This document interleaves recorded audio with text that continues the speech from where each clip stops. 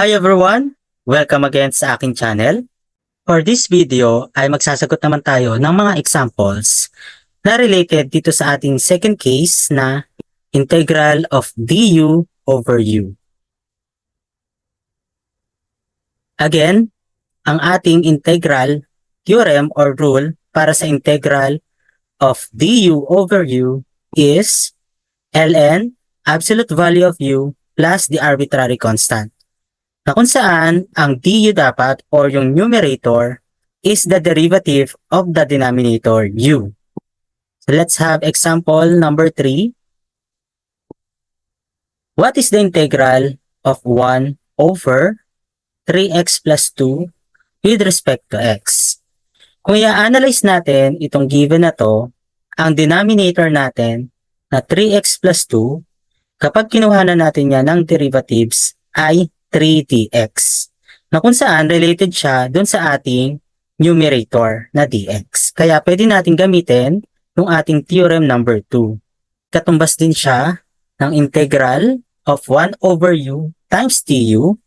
Ang sagot ay ln of absolute value of u plus c. Pero itong given natin ay nasa variable x pa. Kaya gagawin natin siya in terms of u and du. We're going to let our denominator 3x plus 2 as u.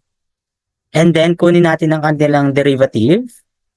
Derivative ng u ay du. Ang derivative ng 3x plus 2 ay 3dx. Divide both sides by 3. Kaya ang dx natin ngayon ay 1 over 3 du. Ito ngayon yung i-replace natin sa denominator, u. Ito naman ang i-replace natin sa dx.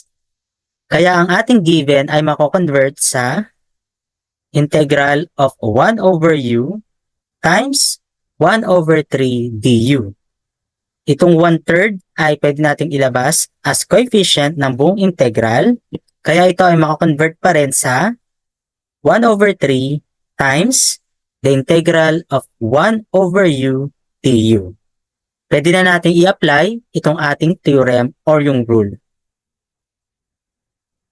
Pag in-apply na natin yung rule, ang magiging sagot dito ay 1 over 3 times ln of absolute value of u plus c.